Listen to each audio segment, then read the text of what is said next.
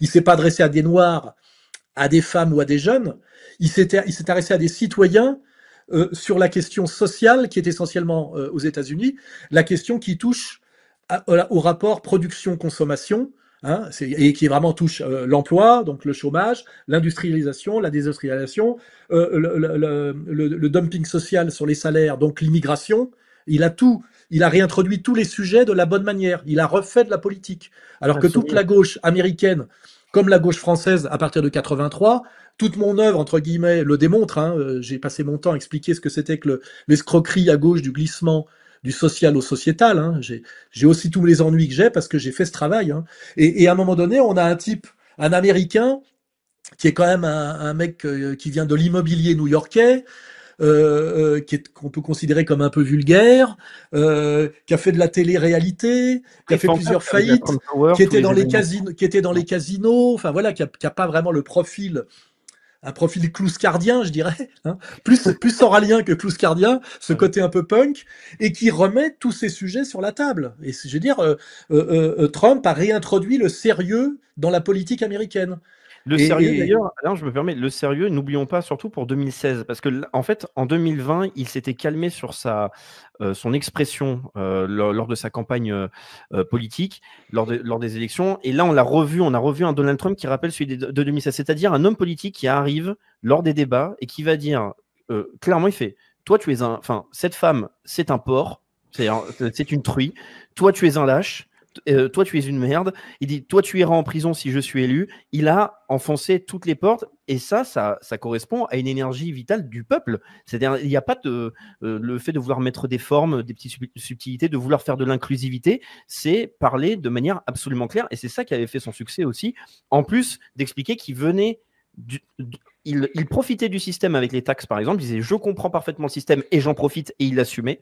Au lieu de dire je suis un résistant absolument pur, il dit non, je fais partie du système et je l'assume. Il dit mais par contre, personne ne me finance. Il dit je suis un entrepreneur milliardaire et donc je suis véritablement indépendant. Et ça, ce collectif-là, bon, on n'en a pas d'équivalent, je pense, en France, mais c'est ce qui est réapparu aussi dans la campagne de 2024 avec en plus un ajout, c'est-à-dire que là, il y a un collectif qui s'est renforcé autour de Donald Trump avec des figures très symboliques, le soutien d'Elon Musk, de Robert Kennedy Jr. On pourra en reparler.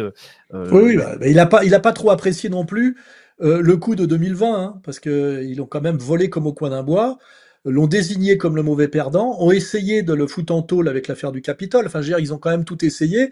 Et même s'ils pensaient un peu, bon, j'ai gagné, vous avez compris que je suis infiniment majoritaire aux États-Unis, vous êtes obligé de passer par moi, c'est sans doute ce qu'il a cru en 2020 peut-être. Hein. Il s'est pas assez méfié, et là, il a mesuré la méchanceté et la malhonnêteté du système. Ça me rappelle un peu les plaisanteries qu'on fait sur Hitler. C'est Hitler va revenir, et cette fois-ci, méchant. Petite plaisanterie que. Vu Bon. qu'on a rigolé tous Hein. les deux, on aura tous les deux des problèmes, mais oui, Oui, très oui, bonne blague. oui, mais c'est un peu ça. C'est il revient et il n'est pas content. Énervé. Hein, c'est ça. Il revient et il n'est pas content. Et ça fait beaucoup de bien. Hein. Je sais qu'il y a des gens qui disent oui, il faut pas trop se réjouir, machin. Moi, je suis bon public. La politique, c'est aussi un spectacle. Ça a fait quand même du bien, cette campagne de Trump, cette victoire de Trump, ce retour au réel. Et d'ailleurs, quand tu me disais, c'est pour les gens, c'est un milliardaire. C'est le retour en fait du primat du travail. Mais le primat du travail, c'est l'entrepreneur, c'est Musk au niveau du sommet de la tech. Et puis c'est aussi le noir qui lui n'a pas besoin que une gauchiste le flatte en disant t'es noir, t'es beau. Mais lui, ce qu'il veut, c'est un travail décent pour pouvoir vivre au moins à son petit niveau le rêve américain. C'est à un moment donné, voilà, par le primat de la production et le rapport du production-consommation, c'est le sérieux. Et tous les escrocs, c'est toujours d'essayer de te parler d'autre chose, tu sais. Genre quelqu'un qui te dit je suis gay. Je dis d'accord, t'es gay, mais en dehors de quoi? T'es plombier, avocat, chômeur? Parce que moi je m'en fous que tu te fasses enculer. Moi, ce qui m'intéresse dans notre relation sociale, là, c'est de savoir quel échange on peut avoir dans cette vraie dimension. Si t'es plombier, ça peut m'intéresser, tu vois. Et ça fait quand même des décennies que la manière dont on se présente dans le social n'a plus rien à voir avec le social. Bonjour, je suis gay, je m'en fous. Bonjour, je suis noir, et alors, hein? Je suis jeune, donc t'es jeune, ça va passer, tu vois, ça passe, tu vois ce que je veux dire, tu vois. Et Trump, il a mis un coup d'arrêt à ça. Et là, je pense que je vois que Sarkozy revient, là, fait son numéro là. Je voulais en parler justement. Excellent. Oui, oui, il fait du Soral, le Sarkozy. Le voilà, problème, c'est qu'il en a jamais fait, lui. Il en a voilà. jamais fait quand il fallait en faire. Pour le dire aux spectateurs, c'est-à-dire que attention, on va citer Sarkozy qui a dit quelque chose sur lequel on peut que être d'accord. Il a dit quelle est la différence fondamentale entre Trump et Kamala Harris. Trump a parlé à la nation, uniquement à la nation, et parlé des problèmes qui concernent tous les citoyens. Et aux citoyens. Le citoyen, et Kamala Harris a tout simplement parlé aux communautés. Quand elle parlait à chaque communauté, c'était dans l'intérêt des communautés. Et elle pensait que c'était une addition de communautés qui allait la faire gagner. Et c'est Nicolas Sarkozy, quand même, qui nous dit ça. Ouais, bah attends, Nicolas Sarkozy est tout sauf un con. Il faut pas confondre un salaud et un con. Je veux dire, ces gens-là sont des salauds, à mon avis, hein, et Sarkozy largement autant que les autres. Il faut voir le mal qu'il a fait quand il était aux affaires. Hein. Mais par contre, il est tout sauf idiot. Moi, je me suis rendu compte d'un truc dans ma vie quotidienne, c'est que chaque fois que j'ai rencontré quelqu'un qui était haut placé dans la hiérarchie sociale, et que je tombais sur lui en privé, enfin il y a des tas d'exemples, hein, et il me disait t'as tout compris, on est d'accord sur tout, mais maintenant pourquoi tu gâches ta vie? C'était ça toujours, c'était jamais tu dis que des conneries. Et quand quelqu'un me dit que des conneries, c'est soit un gauchiste mental qui se croit identitaire ou d'extrême droite, parce que les trois quarts de ces jeunes d'extrême droite sont des gauchistes mentaux en réalité. Hein. Il y a que le vernis qui est de droite. Tout le reste, en fait, c'est du gauchisme, hein, parce que c'est du jeunisme déjà. Hein. Parce qu'il suffit pas de vouloir être de droite, il faut être structuré pour ça. Je rappelle d'ailleurs que Trump, qu'on compare à Epstein, parce qu'à un moment donné, il était au Club 51, c'est ça, Club 51 ou la grande boîte de nuit de New York des années 80. Le club. On dit alors, grande boîte de nuit New York. Oui, c'est le club 51, je pense. Ou c'est pas 51, c'est 50 et quelques. Enfin, c'était l'équivalent du Palace. 51 New York City, exactement. Ouais. Voilà, c'est ça. Bon, ils étaient tous au club 51 au début des années 80, quand il y a eu l'explosion du night clubbing, tu sais, donc dont j'ai bénéficié moi à mon niveau au Palace et au bain-douche au début des années 80. On s'est bien marré, tu vois. Et effectivement, on le voyait avec Epstein, Truman Capote, les Rolling Stones, tout ce que tu veux, et on en disait que c'était un jouisseur décadent, etc. Et à un moment, il faut aller un peu regarder dans le CV de Trump. Il y a deux choses qui le différencient de ces gens-là, c'est que ses parents l'ont mis dans une école militaire très jeune et qu'il y a fait toutes ses humanités, hein, toute sa scolarité en uniforme dans une école militaire, donc ça vous structure ça. Hein. Voilà, comme moi j'ai fait mes humanités au collège Stanislas par exemple, j'ai fait la communale et le collège Stanislas, ce qui parle à certaines personnes. Hein. Voilà.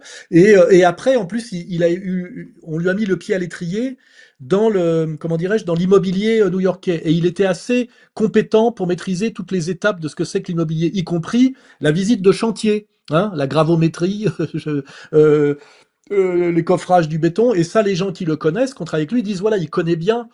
C'est un type qui est formé à plusieurs niveaux.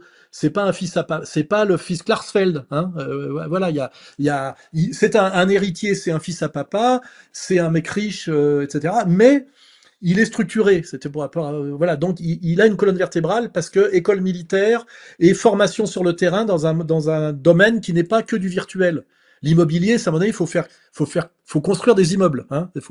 Et il y a une relation avec les chantiers, les chefs de chantier, les corps de métier. On parle à un moment avec des mecs qui ont des casques sur la tête, et il était respecté. Il connaissait tout ça.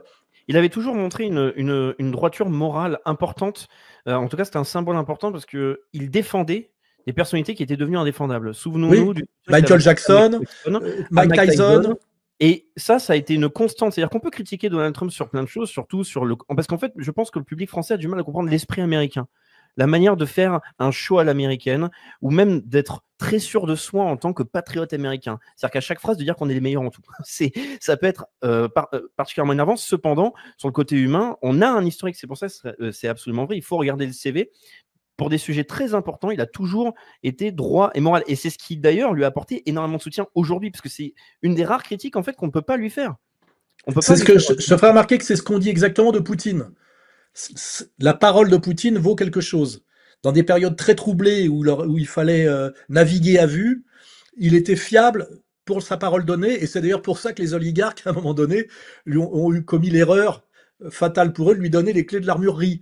Et ça, c'est quand même quelque chose, parce que je peux en parler savamment, hein, dans mon vécu. Pour moi, il y a deux catégories de gens. Il y a les gens dont la parole vaut quelque chose, et puis les gens dont la parole ne vaut rien. Et ça transcende les catégories gauche, droite, noir, blanc, mâle, femelle. Tu vois ce que je veux dire? Parce que ce que chez Guénon, on appelle l'aristocratie de l'esprit, tu vois? Voilà. Et de ce point de vue-là, quand on a un peu d'instinct déjà, et puis après qu'on va à la biographie, on se rend compte que c'est la réalité de Trump, sa parole vaut quelque chose. Par exemple, moi, je me suis intéressé beaucoup à l'affaire Epstein, avec Fait Document, on a vraiment travaillé là-dessus. On voit qu'à un moment donné, même s'il était pote avec Epstein, il apprend que Epstein, c'est autre chose que de baiser des mannequins dans des soirées où c'est fait pour ça, et il coupe les ponts avec lui, et on sait très bien, malgré toutes les saloperies qui sont racontées par ses ennemis, et puis par ceux qui sont pas assez informés, que si Epstein est tombé à un moment donné, c'est que c'est lui qui a agi, et que chaque fois qu'il a agi, c'est pour aider les plaignants et faire tomber les protections d'Epstein. Et nous, on travaille là-dessus. Et ça, c'est quand même assez rassurant. On dit et puis même tu t'intéresses à sa femme aussi, hein, une Slovène catholique qui a toujours éduqué elle-même son fils, leur fils, tu vois. Hein, et puis je veux dire aussi, je vais aborder le sujet avant d'oublier. On essaie de nous faire croire pendant des années, là, les années récentes, que la plus belle femme du monde, en gros, c'était Brigitte Macron, parce qu'elle avait des plus belles jambes. Je sais pas Plus quoi. belle jambe de Paris. Ouais. Vous avez regardé la femme de Trump, la première dame. Je veux dire, c'est Jackie Kennedy à côté, c'est un ton. Hein, je suis désolé. Ouais. Hein, Ouais. elle a une classe. Bon, elle est un peu refaite, tout ce qu'on veut. La manière dont elle s'habille, sa classe. On nous C'est vraiment racontait la aussi classe, qu'elle attendait. effectivement. On nous a dit toutes les saloperies. On nous dit qu'elle attendait la fin du premier mandat de Trump pour divorcer parce qu'elle ne le supportait plus. On a tout dit. Elle est toujours là. Alors que Trump, tous les jours, on prétend qu'il aurait baisé une putain dans les années 80 ou je sais pas trop quoi, que ce serait un violeur de salon comment dirais-je, de cabine d'essayage, de marchand de fringues, enfin des trucs aberrants. Elle a jamais fait un commentaire déplacé. Elle est restée digne. Enfin, je veux dire, il y a quand même. Moi, je juge souvent les gens à leur femme. Tu sais, tu regardes la femme d'un type, il y a quand même, il y a un message, tu vois. Déjà, s'ils sont attirés par les femmes. Et s'ils en ont une. Parce Oui, que c'est déjà ça, pas mal. parce qu'en Ben fait, ça, ce que je veux dire, avant c'est que, d'oublier. sans parler de l'orientation sexuelle, évidemment, c'est que aussi un indicateur très important et très symbolique aux États-Unis, c'est que ce sont certes donc des religieux, mais ce sont aussi donc des personnes qui ont des familles, qui ont des enfants. Et Oui, c'est ça, très important là-bas. Oui. Ouais. la grosse différence que l'on a avec même au sein de notre milieu, dans la politique française, mais même au sein de notre milieu, c'est très compliqué. Et je pense que c'est un indicateur qu'il ne faut absolument pas ignorer, parce que ça montre en fait une dose de responsabilisation complètement différente. Ah bah moi, c'est ce que j'ai dit. J'ai dit quand on n'a pas d'enfants, on se fout un peu de la question LGBT. Là, je vais pas reparler de Pierre Hillard tout de suite, je vais essayer de me retenir, mais je veux dire, moi, ça m'intéresse la question des LGBT parce que j'ai une fille de 15 ans et que c'est le moment où j'ai peur qu'elle arrive en disant qu'elle veut changer de sexe, etc., etc. Et en fait, la femme, les enfants, ça dit quelque chose, bien évidemment, oui. Et moi, regarder la femme de quelqu'un, c'est toujours une information utile. Hein. Moi, je regarde la femme de Netanyahou, par exemple.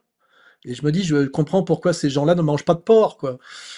Hein, parce que ça serait du cannibalisme. Voilà. Ça fait plaisir, ça fait du bien. Voilà, donc, comment elle s'appelle, Madame Trump? Elle s'appelle comment? Mélania. Melania, c'est une splendeur. Enfin, elle s'habille avec un goût incroyable. Son couturier est français. Je sais pas si c'est toujours le même, mais c'est un couturier français. Et je veux dire, voilà. On a la presse féministe, puisque c'est presque un pléonasme, a passé des années à éviter le sujet Mélania parce qu'il serait obligé d'en dire que du bien, tellement elle se tient bien, tellement elle a la classe, tellement elle est bien habillée, tellement elle est chic, etc. Et pendant ce temps-là, on nous vendait Brigitte Macron, hein, dont tous les élèves étaient amoureux d'elle, n'est-ce pas? Surtout qu'on a des photos de l'époque. Hein. Oui, oui, bah, François, on son a fait le sourire boulot. édenté, magnifique. D'ailleurs, j'en profite pour saluer Xavier Poussard, qui est un petit peu au repos en ce moment. Mais Qui m'a dit qu'il serait venu avec plaisir, mais il ne peut pas, pour des raisons personnelles, mais en tout cas, il se serait fait un plaisir de venir, donc on le salue bien évidemment, et le travail qu'il fait. l'affaire Brigitte l'a beaucoup fatigué, parce c'est un garçon qui va jusqu'au bout. Voilà. Et oui, voilà, tout ça, voilà, vous intéressez réellement à la biographie de Trump, vous regardez sa femme, bon, évidemment, ça reste un Américain, les cheveux teints, il y a une dimension de vulgarité, mais de toute façon, qui n'est pas vulgaire aujourd'hui dans la politique c'est c'est presque subjectif, hein, cette idée de vulgarité. Enfin voilà, donc Pour revenir en tout cas sur le sujet Trump, Alain, c'est-à-dire que là, on vient de décrire un petit peu plus en détail quand même ce que représente Trump et ce qu'a représenté Trump lorsqu'il est apparu sur la scène politique avec les élections de 2016. Ensuite, l'échec en 2020 avec finalement une colère qui a pu grandir en lui, et là, un retour, mais triomphal encore une fois, une victoire intégrale. Et vous avez parlé tout à l'heure, Alain, d'une notion importante, c'est-à-dire de bien définir les choses et de savoir bien se concentrer sur chaque sujet. Et je pense aussi, ce qui est intéressant à observer, c'est la nouvelle organisation collective qu'il y a autour de Trump, Ah c'est-à-dire bah les oui, alliés qui sont on peut en apparus. parler. Je pense on devrait en parler tout de suite, parce que c'est à mon avis un message très fort sous Non, mais tellement à d'angles. ne pas oublier ce qui a fait beaucoup pour sa campagne de cette élection-là, c'est que les gens se sont souvenus de son bilan notamment sur la question sociale, sur l'emploi.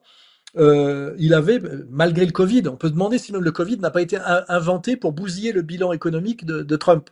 Tellement ce bilan était dangereux, parce qu'en réalité, le plus dangereux en politique quand vous prenez le pouvoir, c'est de réussir, de tenir vos promesses électorales sur le plan social. Hein. Et en général, c'est l'emploi, c'est lutter contre la misère.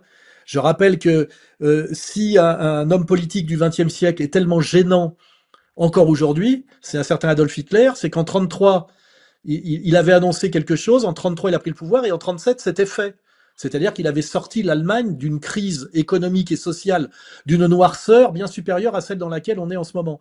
Et ça, c'est quelque chose qui terrifie ce qu'on peut appeler l'éternel état profond, hein, celui qui réalise ses promesses électorales. Et le bilan, sans comparer évidemment, hein, le bilan de Trump était bon, et les gens s'en sont souvenus. Ils disent, nous, on s'en fout qu'ils prennent les meufs par la chatte. Je me rappelle de femmes qui disent, on s'en fout qu'ils prennent les meufs par la chatte, parce que par ailleurs, il est capable de nous retrouver du boulot avec des salaires décents. Ouais. Ouais, on avait ce genre de commentaires Alors, assez justement, sympas. soyons précis, Alain, parce que ce n'est pas si vrai.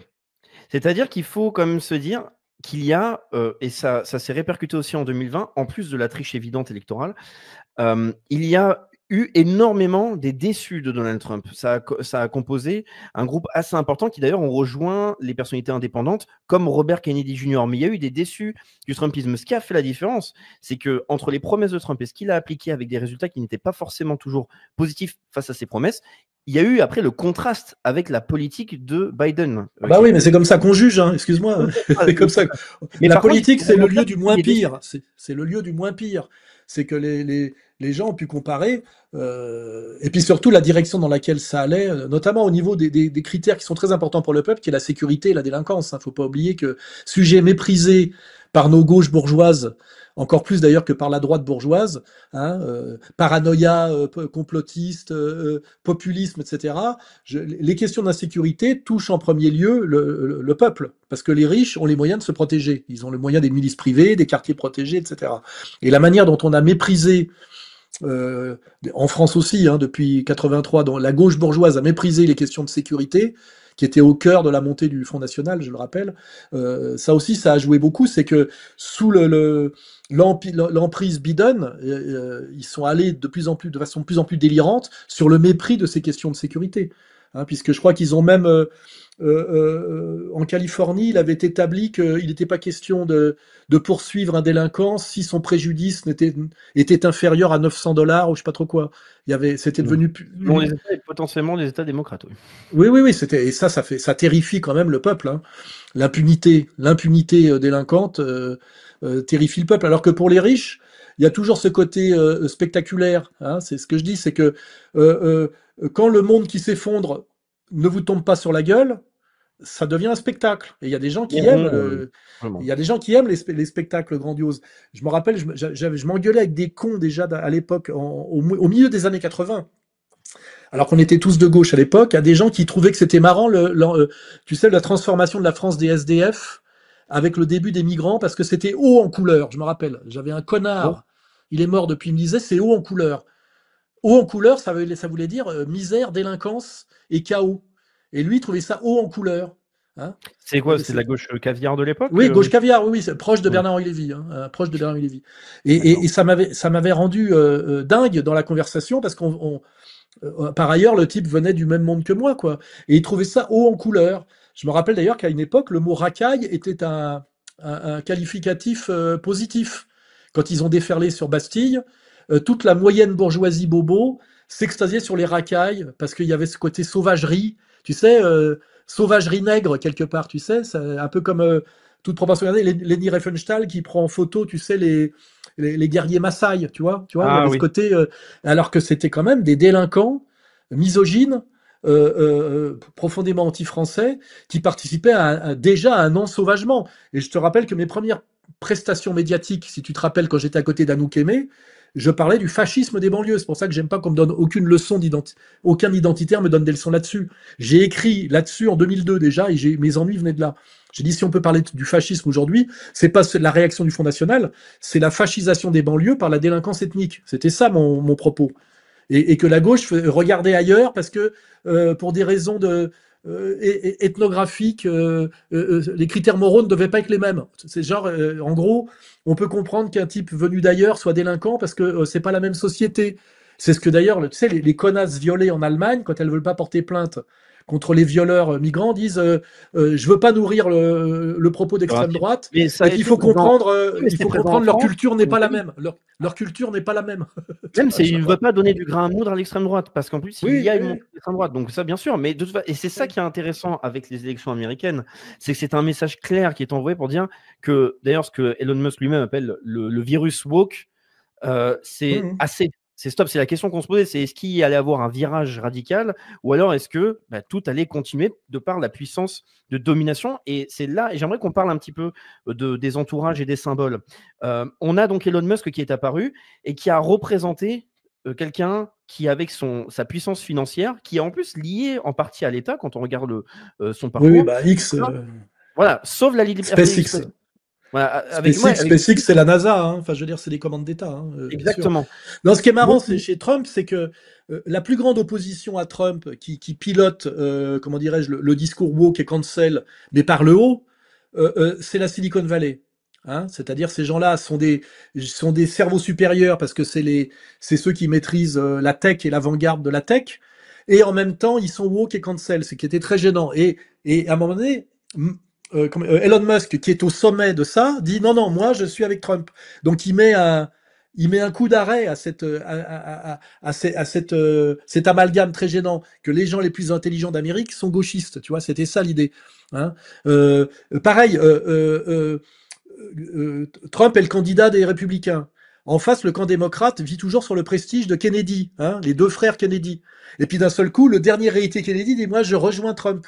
C'est-à-dire qu'à un moment donné, il fait une espèce de dream team, tu vois, les Avengers. incroyable parce qu'il bloque absolument tous les leviers symboliques du camp d'en face en réalité. Candace Owen pour les Noirs, même si c'est à moindre niveau, mais c'est important aussi. Candace Owen qui dit voilà, moi je suis pas seulement noir, je suis noir, mais je suis catholique, j'ai un cerveau, je suis une femme, je suis mère de famille et j'en ai marre qu'on me compare avec Floyd. Le fond du trou qu'a touché la gauche parce que c'est toujours sur le sujet du sexe, de la race ou de la classe d'âge, hein, c'est toujours les trois déterminants pour nous sortir du sérieux, ça a été l'affaire Floyd, de faire passer Floyd pour un héros de la négritude, hein, pour employer un terme d'Aimé Césaire, c'est-à-dire un Oui, délinquant, drogué, qui avait braqué une femme enceinte, qui était sous fentanil, c'est-à-dire qu'en plus c'est pas un qui faisait assassinat. du Hein. porno. Et je rappelle que la procédure qui a été appliquée par le flic, c'est la procédure de sécurité qui a été prise à la police israélienne, hein, le genou sur la gueule. C'était le protocole. Je rappelle que Floyd, il faisait presque 2 mètres, hein. Il faisait plus de 100 kilos et 2 mètres. C'était un super athlète, à part qu'il était totalement drogué. Et le drame, là, c'est un flic abruti qui applique finalement des règles qui le dépassent et qui à un moment donné devient le bouc émissaire. Il a pris je sais pas combien de prisons, le pauvre, et puis je sais pas comment il fait en prison. Ils ont dû le mettre à l'isolement.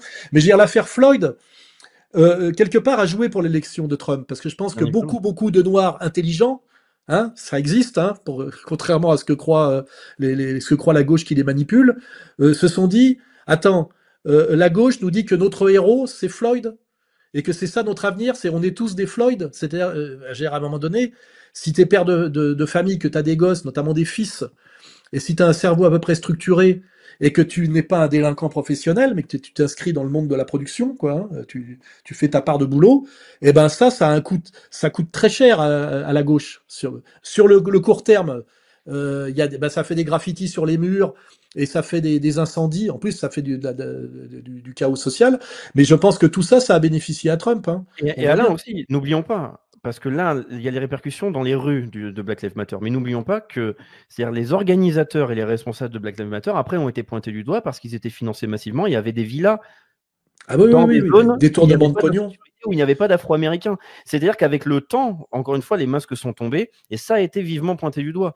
Une fois qu'on a laissé se déchaîner le mouvement Black Lives Matter, on a vu l'hérésie et la folie que c'était. Et il a fallu attendre ce phénomène de réaction. Vraiment, on peut observer, il y a eu une espèce d'alignement des planètes pour Trump pour 2024 avec différents éléments.